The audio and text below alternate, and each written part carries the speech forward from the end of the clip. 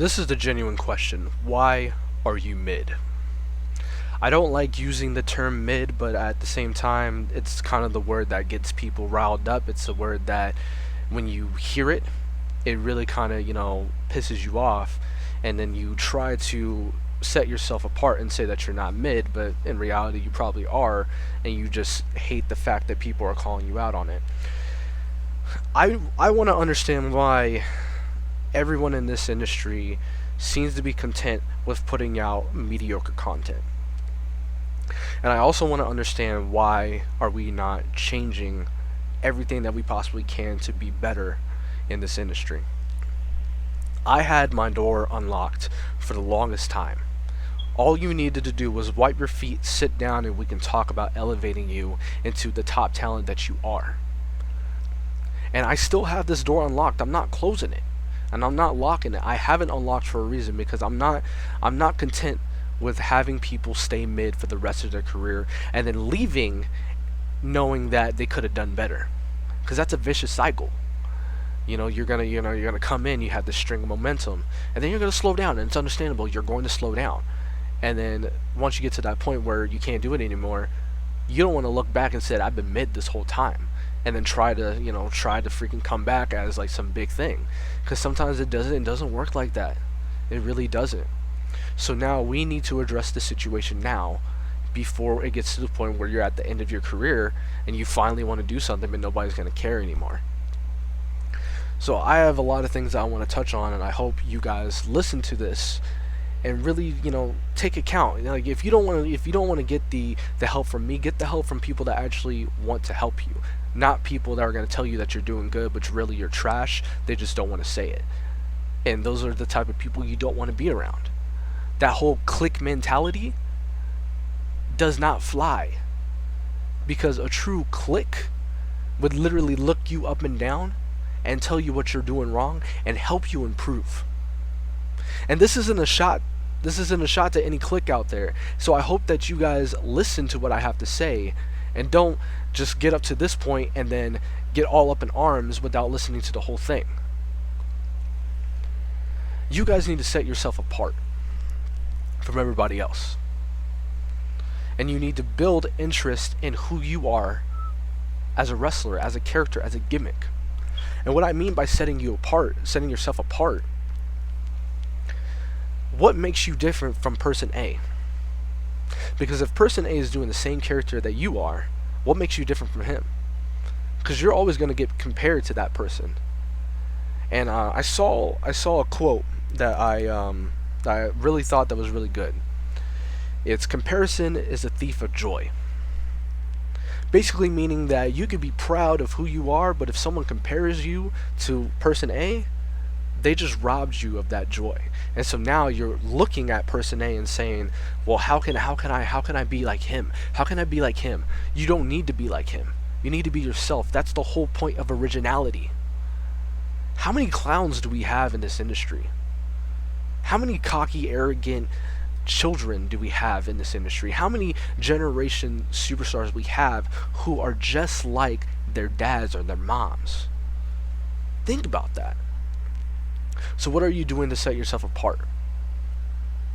You may have the same character and you might have the same gimmick or the same look as person A, but what are you doing in the ring that sets you apart from them? That's a real question right there. And how are you going to build yourself into a top talent when person A is falling down? How are you not capitalizing on the downfall of one person? Why aren't you building yourself up? Again, there's got to be something about you that is going to set yourself apart from everybody and is going to keep people invested in you. One of my biggest things is I don't really care about, attires. Because you're going to get overshadowed by your attires. People, if you keep posting attire posts, that's all people want to see. They want to see your attires. They don't really care about your wrestling. There's going to be people coming in to watch your match, but mainly because of what you look like, not what you do in the ring. And that's a problem. It should never be like that. What are you doing differently? A lot of you guys are not wrestling the formula that you had been taught. And that's another big problem. Every single person in this industry has something about them and something that they do in the ring that gets people coming back for more. I'm not a fan of Jacob Amore. A lot of people know this. But I know for a fact when I watch a Jacob Amore match, I'm going in knowing that I'm going to see really good high spots, and I'm going to see him flip out of like crazy moves and land on his feet. That's why I watch Jacob Amore matches, because I want to see that predictability.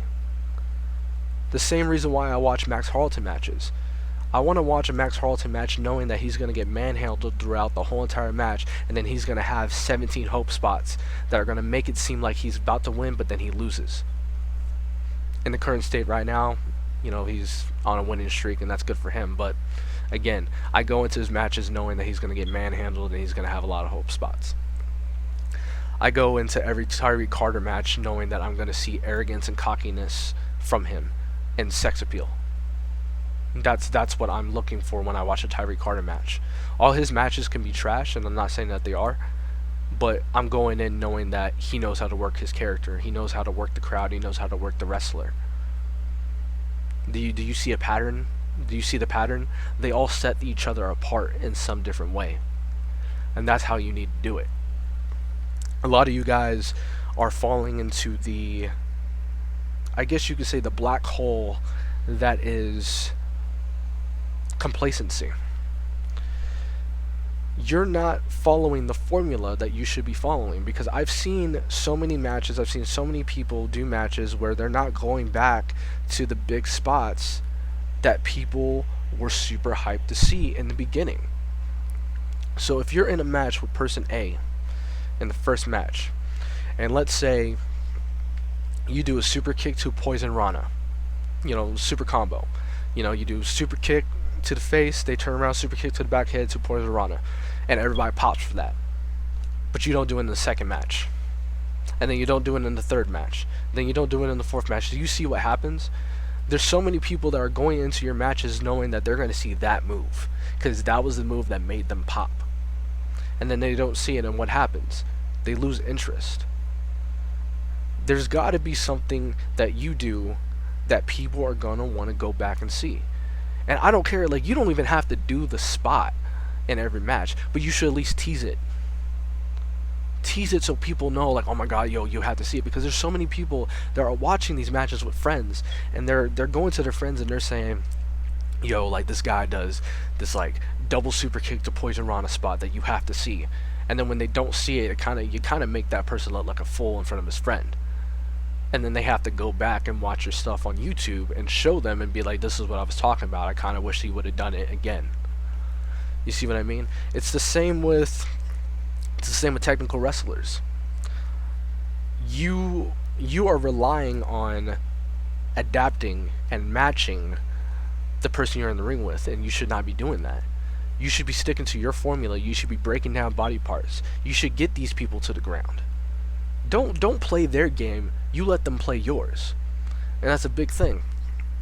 And a lot of guys, when they do these matches, I don't really see people calling their matches. I don't really see people taking control. I don't see people leading the whole entire match and helping each other get to a certain point.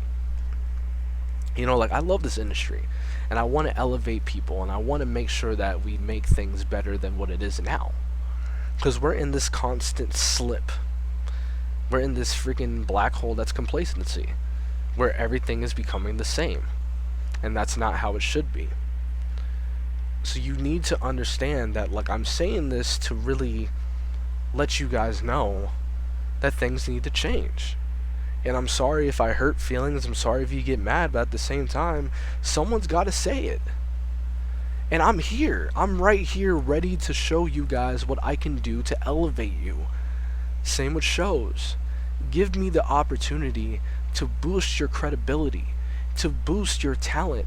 I'm here for a reason. I'm not here to piss people off of my ratings and to shoot on people. I'm actually here to help elevate this industry to where it needs to be.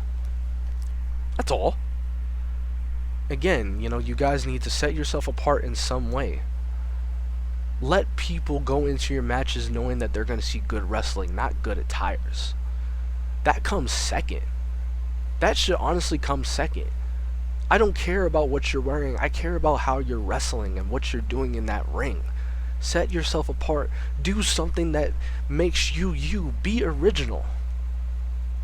You know, be influenced by guys like Max Harleton. If you are a babyface, you should have hope spots. You should be getting manhandled. You should not have majority of the control. You have to sell. You have to make that person look good, so when you finally get that hope spot, it shows that courage. It shows that fire that you're not going down. You know, if you want to be like Tyreek, you have to be arrogant in the ring. You have to take control. You have to show people that you are really going to be the top dog in this match. You know what I mean? You know, and the same with guys that want to be like Jacob Amore. Do a spot that's going to get people to pop, that is going to let them go back and be like, alright, I have to see his next match. I guarantee if you continue with the formula that I'm telling you to do, you guys will go far. I promise you, you will go far. You know, before I really like end this, because like I'm really kind of, like I said, I'm getting fired up because you guys aren't doing the things that you need to be doing. You're being mid, and nobody wants to be mid. Why? It's stupid. Again, you know, build yourself up. Do something different. If you feel that you're being complacent in who you are as a character or a gimmick, you need to change something. Seek the help. If it's not from me, seek from help from people that you know that you can trust. I guarantee that no one's gonna care if you change your character or your gimmick when they know that you needed to do something to really elevate yourself. That's all I gotta say. Again, go back to what I was saying earlier. Go back, focus on everything that you do to get people to watch again. That's all. I'm out.